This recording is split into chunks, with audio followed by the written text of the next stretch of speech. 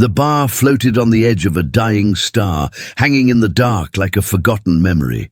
It was an old, rusted place made of metal and glass, where the air smelled of burned wires and stale drinks.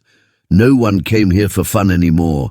They came to escape the galaxy's pain. The water drought had turned even the strongest worlds into dry bones. Rivers had disappeared, clouds had stopped moving, and entire planets had cracked open like old shells. Inside the bar, silence wrapped around everyone like a heavy blanket. Aliens of different shapes and colors sat with empty glasses in front of them, staring at nothing. Their voices had dried up just like their worlds. The bartender, a tall creature with 4 arms and tired eyes, slowly cleaned a dusty cup.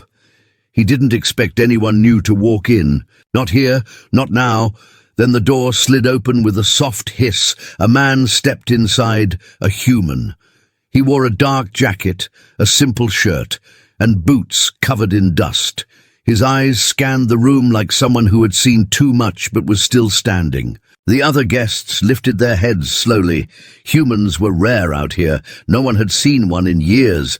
The bartender's voice cracked like dry wood. "What'll it be, stranger?" The human walked forward, his boots making soft thuds on the metal floor. "Just a drink," he said calmly.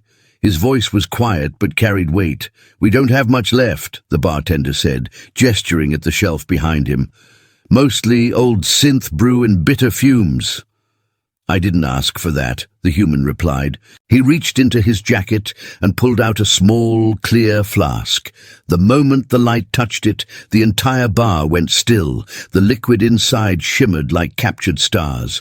The bartender froze, his hands shaking. "Is that water?" the human said softly. His voice was like a spark in the dark. The room erupted in whispers. Sharp gasps and low growls spread across the tables. Every pair of eyes focused on that small flask. For years, real water had been nothing but a story. Parents told their children to give them hope. A lizard-faced alien stood up, its claws clicking against the table.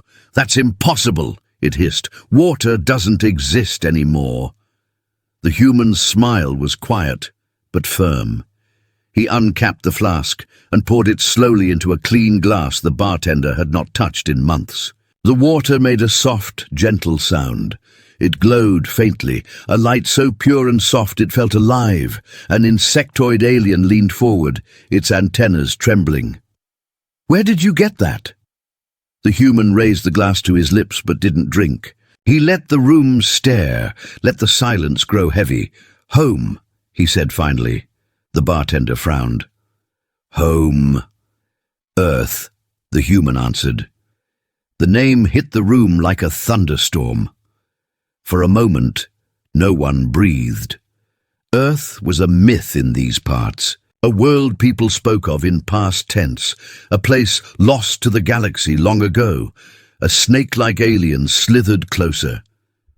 "Earth is gone," it whispered.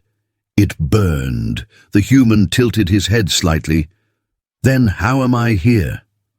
The bartender stepped back, fear and hope mixing in his eyes. "If what you're saying is true, if Earth still has water, then everything can change," the human finished. He placed the glass on the counter, pushing it toward the bartender. The bartender stared at it as if it were a weapon. His hand shook as he lifted it to his lips. When the first drop touched his tongue, his eyes widened. The water was cold, clear, real. A tear rolled down his cheek, the first real tear he had shed in years. Around the room, the other aliens rose from their seats, drawn to the glow like hungry travelers to a fire. The insectoid alien spoke first. "How much do you have?" The human smile faded, replaced by something colder. "Enough to start something," he said. The lizard-faced alien slammed its hand on the bar. "Start what? A war?" The human leaned forward, his voice lowering to a whisper that carried through the silence. "No," he said. "A choice." A heavy tension filled the bar. No one trusted each other. Not in these times, not when water meant power. The bartender looked at the others nervously. If the council finds out, they'll take it. They'll try, the human said, and for a second something sharp flickered in his eyes, something that made even the bravest alien take a step back. A soft rumble shook the walls. Outside the window, a distant light blinked in the darkness. A patrol ship. The bartender cursed under his breath. "They're here." The human calmly capped the flask again and slipped it into his jacket. "Then it begins," he whispered. The lizard-faced alien hissed. "They'll kill you for it." The human turned toward the door, his boots echoing like quiet thunder. "They'll try," he said again, and this time there was no smile, only quiet fire. As the door slid open, a blast of cold light spilled into the room. He walked out slowly, calm like a storm that knows it cannot be stopped. The patrol lights grew brighter, sirens faint in the distance. Inside the bar, no one moved, but their world had already changed. In a single night, in a forgotten place at the edge of the galaxy, one drink of water had broken the silence. It wasn't just a drink, it was a spark. The bartender's hands still shook as he held the empty glass. He didn't know what would happen next. But deep down, a long-dead feeling came back to life, hope. And outside, under the dying light of a blue star, a human walked into the darkness with a flask of water and a plan to end a drought that had choked the galaxy for half a century. The night outside the bar was silent, but the silence was dangerous. Patrol lights cut through the darkness, thin beams of cold blue sweeping over the cracked surface of the asteroid station. The human walked slowly, his hands in his jacket, the flask pressing against his chest like a heartbeat. The sirens in the distance grew louder, closer, and the shadows around him stretched long. From the far end of the docking lane, 3 patrol soldiers appeared. Their armor was black with glowing red lines. Their helmets covered their faces. Their boots made a deep, heavy sound against the metal ground. The leader raised his weapon and shouted, "Stop where you are!" The human didn't stop. His steps stayed steady, slow, calm. It wasn't bravery that kept him moving, it was purpose. The second soldier aimed a scanning light at him. The beam passed over his body, flashing green for a second. "He's carrying something," the soldier said. His voice, a flat growl through the helmet speaker. The leader stepped closer. "Hand it over, human." The human finally stopped. His shadow stretched under the patrol light. "Do you even know what you're asking for?" he said quietly. The leader's voice hardened. "We're not asking," the human sighed, then slowly pulled the flask from his jacket. The patrol lights hit it, and for a moment, everything went still. The soldiers lowered their weapons without meaning to, staring at the soft glow that came from inside the glass. It wasn't a reflection, it was something alive. One of the soldiers whispered, "Real water." The leader clenched his jaw and raised the weapon again. "It belongs to the council now." The human tilted his head slightly. "It belongs to no one," before the soldiers could move. A loud crash echoed through the docking lane. The bar's back door burst open, and a group of aliens ran out. The bartender was among them, his eyes wide with fear and something else, loyalty. "Don't let them take it," the insectoid alien shouted.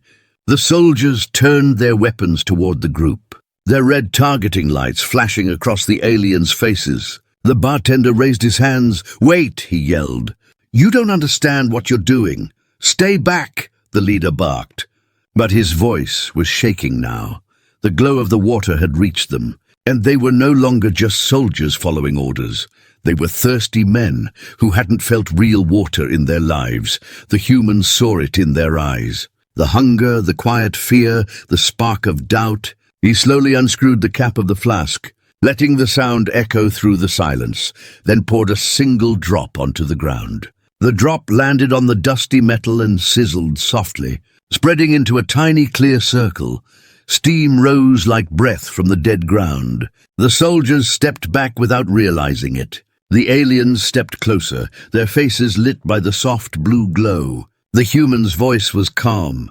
"You can point your guns at me all night, but this," he lifted the flask slightly, "is bigger than your orders." The leader lowered his weapon a little, his hands trembling. "Why bring it here?" he asked. "Why now?" "Because someone has to," the human said. From above, a deep rumbling sound shook the entire station. The soldiers looked up, their helmets reflecting the red, blinking lights. A large ship was descending from orbit, its black hull covered in sharp lines. The symbol of the Galactic Council carved across it like a warning. The insectoid alien hissed, "They're already here." The human capped the flask again and slipped it back into his jacket. He turned to the bartender. "You can still leave," he said softly. The bartender shook his head. "I've lived without hope long enough." The large ship landed hard. Shaking the docking lane, a ramp unfolded with a loud metallic clang. Council guards poured out like black smoke, rifles ready, helmets reflecting the blue light of the dying star. At the center of the ramp, a tall figure stepped down, a council officer in silver armor, her voice cold and sharp. "Seize the human." The bartender stepped forward. "He has something the galaxy needs." The officer didn't even look at him. "He has something the council owns." The human's smile was thin but steady. "You can't own what gives life." The officer's eyes narrowed. "Watch me," she said. The guards moved in fast, surrounding him from all sides, but the moment they came close, the faint glow from the flask grew brighter. The air changed, a soft moisture rolling across the dry metal floor. Some guards froze, their minds fighting between training and instinct. The officer barked again. "Take it." The first guard reached for the flask. But as soon as his glove touched the metal, the human twisted sharply, grabbed his arm, and threw him down with surprising speed. The sound of armor slamming against the ground echoed through the lane. The other guards raised their rifles, but none of them fired. Not yet, not with the flask in play. The bartender shouted, "If you destroy it, you'll destroy the last hope we have." The officer raised her hand, signaling silence. She stared at the human, like someone looking at a puzzle they couldn't solve. "Where did you get it?" The human looked straight into her eyes. "Earth," he said again. A soft murmur spread through the soldiers and the aliens. Even the officer's mask of control cracked for a second. "Earth doesn't exist," she said. But her voice had lost its sharpness. "It does," the human said. "And it has enough to save you all." The officer took a step closer. "Then give it to us." The human's voice dropped lower. Calm and cutting. "No." The soldiers tightened their grips. The aliens tensed. The whole docking lane felt like a wire pulled too tight, one spark away from snapping. Then the human said quietly, "You can take me, but you won't get there without me." The officer froze, realizing what he meant. He wasn't just carrying water. He was carrying the way to it, the path. She lowered her hand slowly, signaling the soldiers to hold. "Where is Earth?" she asked. The human's smile returned, not soft this time, but sharp like a blade hidden in the dark. "That depends," he said. "Do you want to own it, or save everyone with it?" The air held still. The patrol soldiers shifted uneasily. The aliens waited with wide eyes, and for the first time, the officer didn't have an easy order to give. The silence around them wasn't empty anymore. It was alive with something new. Hope and fear were standing side by side, waiting for the next word, and in the center of it all, the human stood with a glowing flask of water that could change the galaxy forever. The council chamber was a floating fortress made of black steel and cold glass. It hung in orbit above a dead star, silent and heavy like a judge waiting to speak. The great hall inside was filled with hundreds of alien delegates. Their faces glimmered under the dim light, their eyes sharp with fear and hunger. No one had seen real water in decades, yet the rumor had spread like fire. A human had it. Guards led the human through the tall silver doors. His hands were not tied, but 20 rifles followed his every move. The glowing flask hung around his neck, still untouched, still full. Every step he took echoed in the silent chamber, and every alien eye followed him like a predator watching prey. At the far end of the hall, the High Counselor sat on a raised seat, a tall figure wrapped in dark robes. His voice rolled out like thunder. "And bring him forward." The officer who had captured him bowed slightly and pushed him closer. The human didn't fight, didn't shake. His calm was like a knife in the room. The counselor leaned forward, his eyes narrowing. "Is it true?" The human raised the flask and let the faint blue light spread across the chamber. It reflected off metal and glass, filling the room with a soft glow that no one had seen in years. The aliens gasped quietly, their whispers mixing like wind in the dark. "It's real," one delegate whispered. "It can't be," another hissed back, but their eyes betrayed their hope. The counselor's voice grew colder. "Where did you get this?" "Earth," the human said simply. The chamber erupted in noise.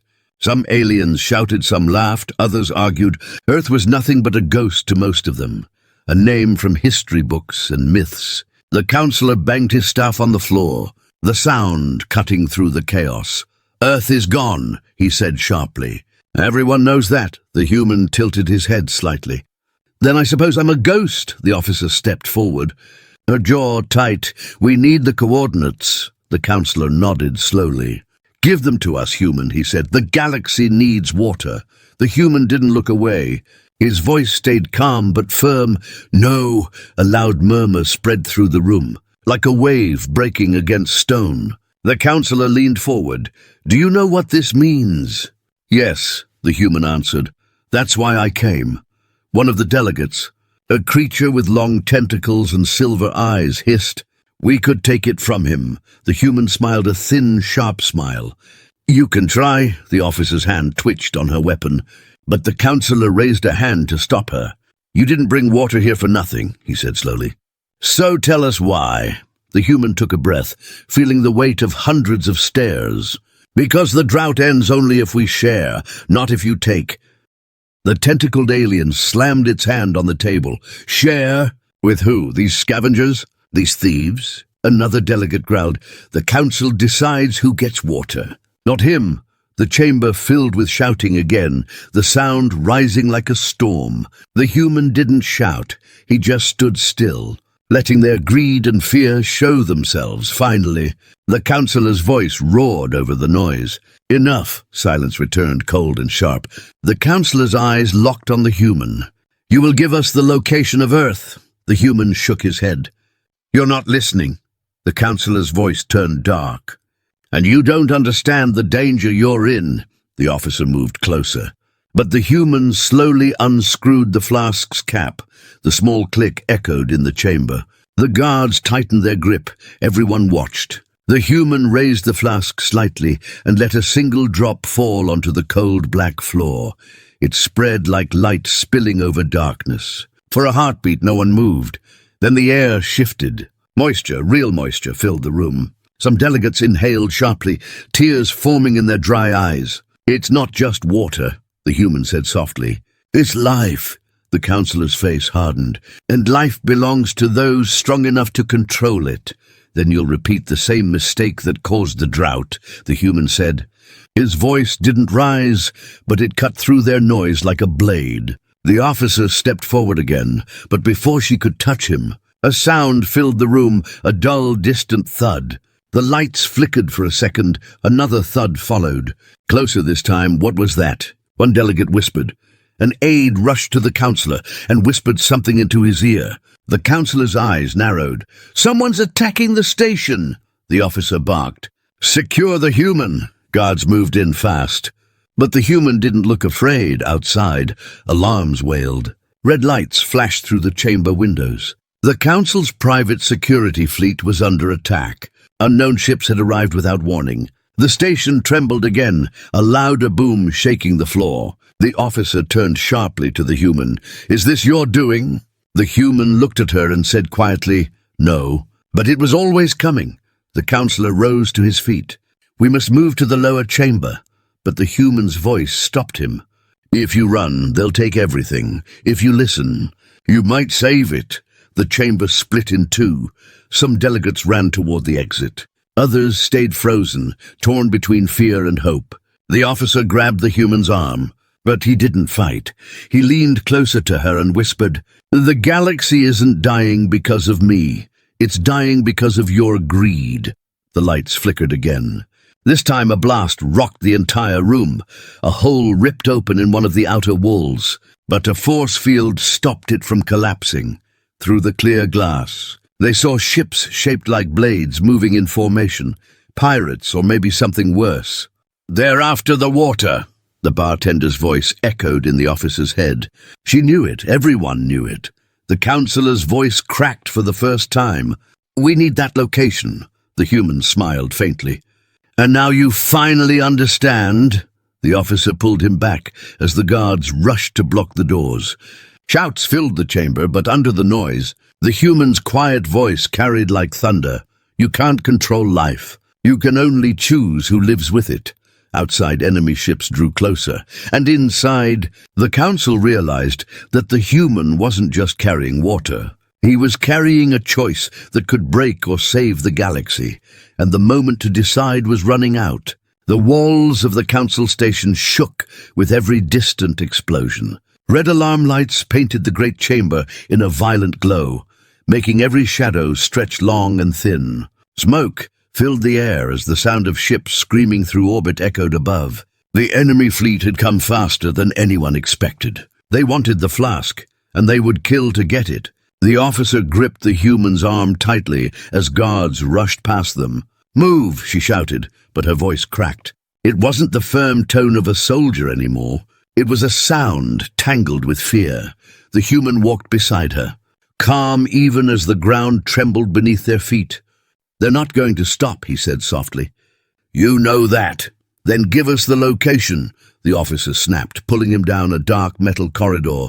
"Before everything burns," he didn't fight her grip. "If I give it to you now, you'll just start the same war all over again." The officer pushed open a door leading to a lower level. The corridor beyond was filled with frightened delegates, guards yelling orders, and the distant wail of children from the station's living quarters. The entire structure felt alive with panic. She stopped, her breathing heavy. "You don't understand," she hissed. "Without that water, we'll lose everything." The human turned to face her fully. His eyes didn't burn with anger. They burned with clarity. "And if you keep controlling it, you'll lose everything anyway." A loud boom cut through their argument. Dust rained down from the ceiling. A nearby wall cracked. A delegate screamed. One of the guards rushed toward them, his armor scratched and smoking. "They've breached Hangar 2, he shouted. "They're moving straight for the council core," the officer cursed under her breath. Her hand tightened around the human's arm. "We're moving you to the escape bay," she said. "You're not dying here," the human gave a small, sharp smile. "I didn't come here to escape." Before she could answer, the floor shook violently again. This time it wasn't a distant blast. It was inside the station. Sirens wailed louder, lights flickered, and the ceiling panels began to fall. Screams filled the corridor.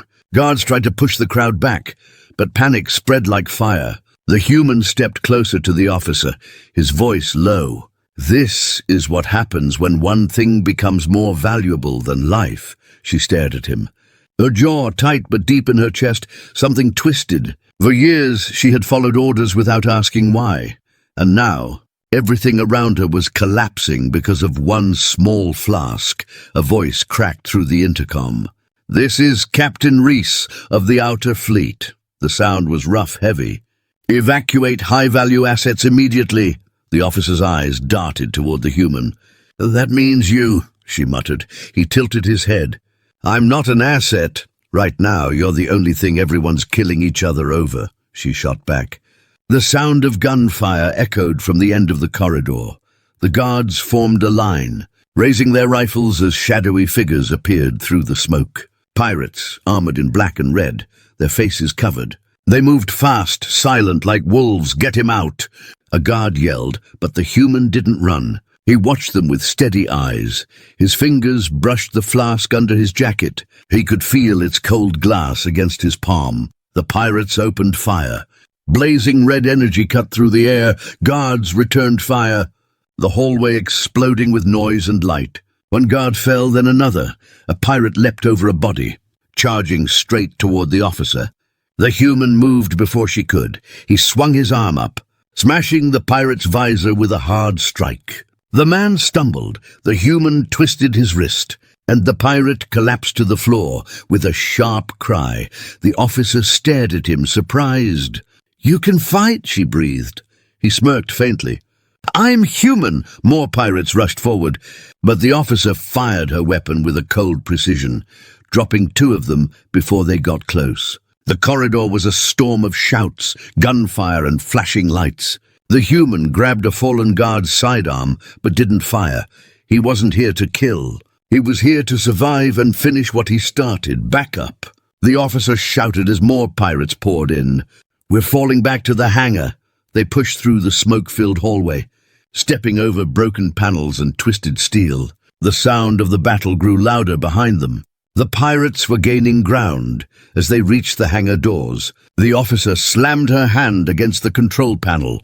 The massive blast doors groaned open, revealing the wide, dark chamber beyond. Inside, dozens of ships were being prepped for evacuation. Engines roared, pilots shouted, lights flashed red. The air stank of fuel and burning metal. Get him on one of the shuttles, a guard barked. The officer didn't move. She was looking at the human. His eyes weren't the eyes of a man trying to run away. They were the eyes of someone staring at a map only he could see. She grabbed his collar, pulling him closer. If you know something, tell me, she said through clenched teeth. Why did you really come here? He leaned closer, his voice quiet, because the drought doesn't end with one glass of water. Before she could ask again, the hangar lights cut out for 2 long seconds. Then an explosion ripped through the far wall. Metal screamed as a pirate ship smashed through, throwing debris across the floor. Pirates stormed in, their weapons blazing. Evacuation turned into chaos. People screamed, soldiers shouted. Ships tried to lift off but collided. The officer pushed the human behind a stack of cargo crates. They're taking cover from the gunfire. She turned to him, her voice hard. We can't hold this. He looked past her at the ships.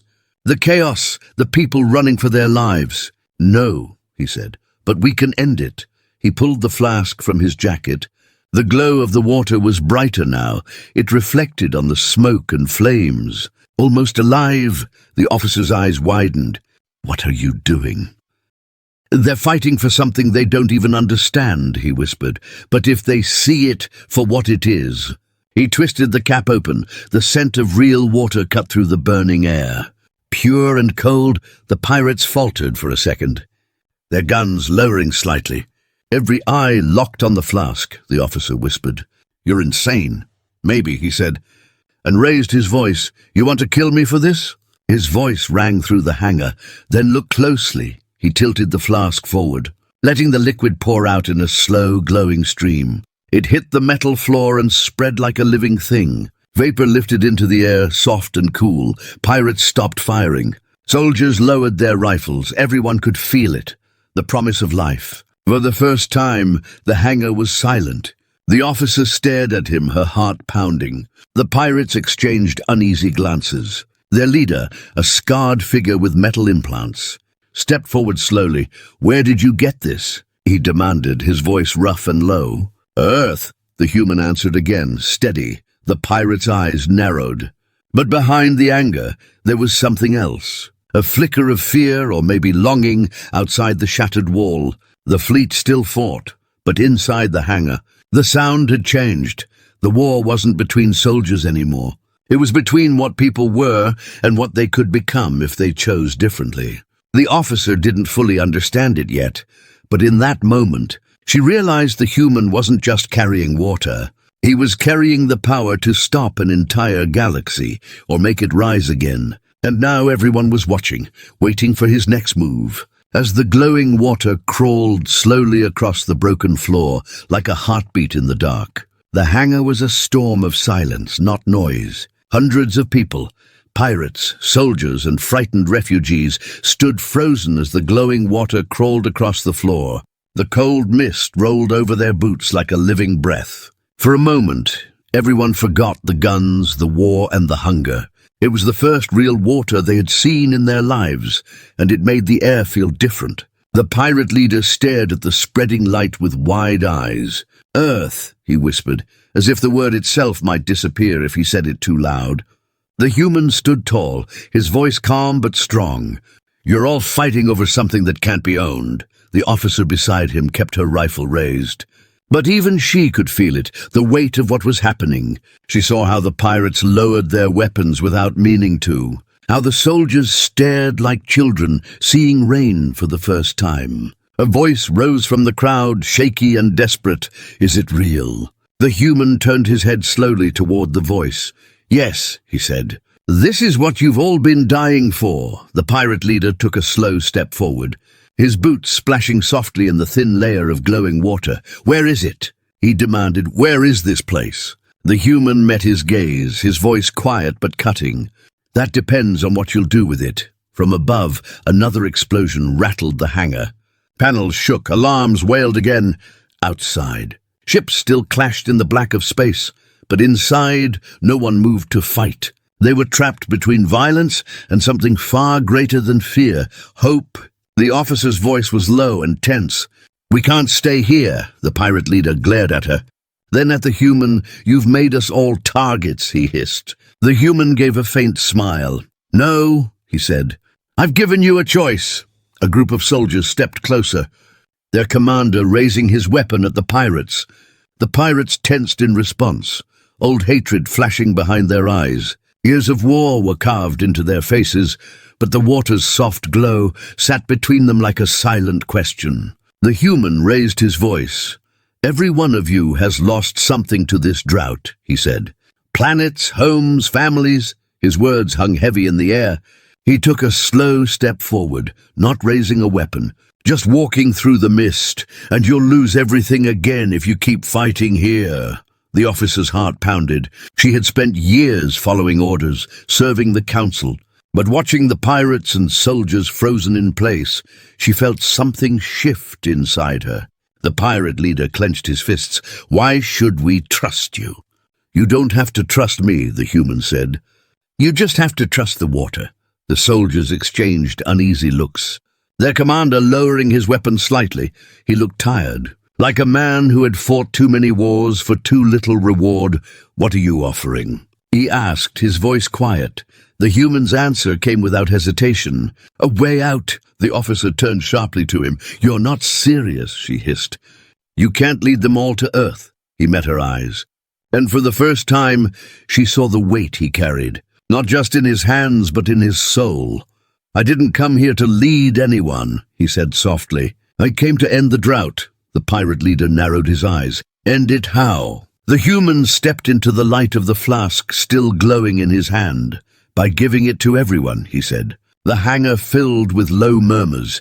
The soldiers shifted nervously. The pirates exchanged looks of disbelief. The officer felt her stomach twist. If you do that, she whispered, the council will hunt you down. They already are, he replied, a faint smile touching his lips. The pirate leader shook his head slowly. You think we can just share it? Yes, the human said simply, or you can keep fighting until there's nothing left. A loud metal groan echoed from the far end of the hangar. A blast door was slowly forcing open. Council reinforcements were coming. Their boots pounded like a drumbeat as they marched in with raised weapons and cold faces. The officer cursed under her breath. We're out of time. The soldiers inside the hangar turned their weapons to the newcomers. The pirates did the same. The fragile silence began to crack. The council commander stepped through the smoke, his silver armor gleaming. His voice was sharp like broken glass. Hand over the human. The officer's finger twitched on the trigger. But she didn't move. Something inside her was no longer sure. The commander raised his voice. That water belongs to the council. The human took a step forward, the flask glowing brighter. The commander hesitated for just a heartbeat. His eyes reflected the soft blue light. No, the human said. It belongs to everyone. The soldiers tensed. The pirates raised their weapons. The air trembled with the weight of the moment. Then something unexpected happened. One of the younger council soldiers lowered his rifle. His voice cracked. I have a sister, he said. She's never seen real rain. The commander turned. Furious. Stand down. But the soldier didn't. More followed, lowering their weapons slowly. Their faces pale but resolute. The pirates looked at them, confused, suspicious. But something in the air had changed. The officer felt it too. The moment when war could either end or explode, she lowered her weapon. The sound, small but loud in the hangar's silence.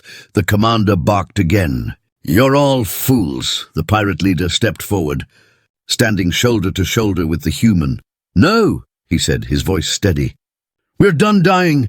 The commander raised his weapon, but before he could fire, the officer moved. Her shot hit the gun out of his hand. The sound cracked through the air like a bell. Every gun was now pointed, not at each other, but at him. The commander stepped back, eyes burning with rage. "You'll regret this." The human looked at him calmly. "No," he said, "we'll remember this." Outside the hangar, the enemy fleet still fought, but inside, something greater than war had taken root. Soldiers and pirates stood together, unsure, scared, but united by one truth: life was worth more than power. The human raised the flask high. The blue glow spilled across the hangar, reaching faces that had never seen hope before. "This is the beginning," he said, and in that silence, for the first time in 50 years, no one pulled a trigger. The silence in the hangar was unlike any silence before. It wasn't born from fear or defeat. It was heavy with something new, something dangerous and fragile: hope. The soft glow of the flask cast blue light across soldiers, pirates, and officers who only minutes ago were ready to kill each other. Now they all stared at one thing: water. The council commander stood at the edge of the standoff, his weapon gone, his face twisted with fury. "You're making a mistake," he hissed. "The council will never let this happen." The human stepped forward slowly, his boots wet with the thin layer of glowing water that still spread across the floor. "Then the council will have to learn something it's forgotten," he said calmly. "Water doesn't belong to power." The pirate leader shifted beside him, watching the council soldiers with a cold, steady gaze. The officer stood close to the human now, not as an enemy but as someone who had chosen a side. Her weapon was still in her hand, but it wasn't aimed at anyone. Outside the hangar, the fleet battle raged on. The stations shuddered with every distant explosion. They all knew this fragile moment wouldn't last forever. Reinforcements would come. The council wouldn't stop here. One of the pirates whispered nervously. "We can't fight a whole fleet," the officer replied sharply. "We're not going to fight like them." The human lifted the flask higher, letting the blue light grow brighter. It caught everyone's attention like a single flame in a dark cave. "If we fight over this, the drought never ends," he said, his voice steady and strong. "But if we take it together, the galaxy changes." The commander laughed bitterly. "You're a fool, human. The galaxy doesn't change. It obeys." The human tilted his head slightly. "Then maybe it's time it stops." At that moment, the hangar's speakers crackled with static. Then a voice broke through, sharp and cold. "This is Admiral Kerr of the Council Fleet," it said. "Surrender the human and the artifact immediately, or we will destroy the station." The pirate leader looked up at the ceiling, his jaw tightening. "They'll do it. They will," the officer agreed quietly. "They've done worse," the commander smirked. "See, you have no choice." But the human's eyes didn't waver. He looked at the officer, then at the pirate leader. "Yes, we do." The officer narrowed her eyes. "What are you thinking?" "They want to control the water," the human said, "but the water doesn't want to be controlled." The pirate leader gave him a strange look. "What does that mean?" "It means," the human whispered, unscrewing the cap of the flask, "oh, we show them something they've forgotten." The glow from the flask grew brighter, flooding the hangar in light. The air turned cooler, cleaner. The pirates and soldiers stepped back, shielding their eyes as the liquid shimmered like a star. Above, the fleet prepared to fire. Inside, something far greater was about to happen. The human poured the water across the cracked hangar floor. At first, it was just a thin stream. Then it began to move on its own, spreading faster than it should, flowing like it was alive. The water followed cracks in the floor, climbed walls, and spread to the air vents. The officer stared with wide eyes. "What's happening?" "It's not just water," the human whispered. "It's Earth's gift." Within seconds, the entire hangar filled with a soft mist. Breathing like a living thing, the pirates stumbled back, coughing. But it wasn't smoke. It was clean air, real air. The kind that hadn't existed in the outer colonies for 50 years. The commander shouted into his comm, "Fire on the station now!" But before the order could be carried out, something happened outside, on the bridge of the flagship. Admiral Kerr's crew stared at their instruments in confusion. Sensors screamed. The mist wasn't contained. It was spreading through the station, pouring out through vents, launching into space like silver streams. "It's reaching the fleet," someone shouted. And then they saw it, through the blackness of space. Water began to flow around their ships like rivers of light. It was impossible. It was beautiful. Back inside the hangar, the human stood in the center. The flask now empty, but his face calm. The officer stepped closer. "What did you do?" "I showed them that they can't own this," he whispered. Outside, the mist began to freeze into glittering streams of ice and rain, drawn by invisible forces toward the nearby dead planets. Water fell like stars onto their cracked surfaces, touching lands that hadn't felt rain in decades. The pirates and soldiers stared out of the broken hangar wall, speechless, watching the storm of light. The commander fell to his knees, his voice shaking. What is this?" "This," the human said, "is the end of the drought." The fleet outside hesitated, their guns ready, but their crews stunned. Many of them had grown up without water, without rivers, without hope, and now they were watching the impossible unfold. The officer raised her comm and spoke into it, her voice steady. "Fleet Command, this is Captain Lyra," she said. "Stand down! Are you insane?" A voice answered, "We have orders." She cut them off sharply. "Look outside." One by one, the council ships fell silent. Their weapons lowered. The rain of light continued, wrapping the fleet in rivers and mist. The pirate leader turned to the human, still in shock. "You didn't need an army," he said quietly. "You just needed water." The human gave a tired smile. "And that was always the point." The commander sat silently on the floor, his eyes locked on the spreading light. He was a man who had spent his whole life believing power came from control. But in a single moment, he watched that power slip away without a single shot fired. The officer walked up to him, her voice low. "The galaxy's changing." He didn't answer. He couldn't. The hangar opened wider as emergency doors were forced apart.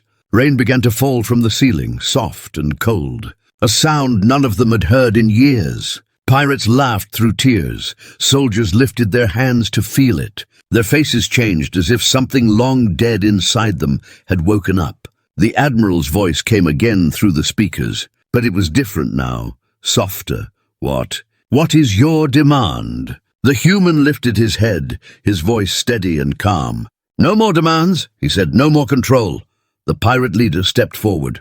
Nodding slowly. "We share," he said. "We share," the officer repeated. The soldiers echoed it, the pirates followed, and slowly the word filled the hangar like a promise. Outside, the storm spread across the void, falling on world after world. The drought was ending not because of power, but because one human decided to share.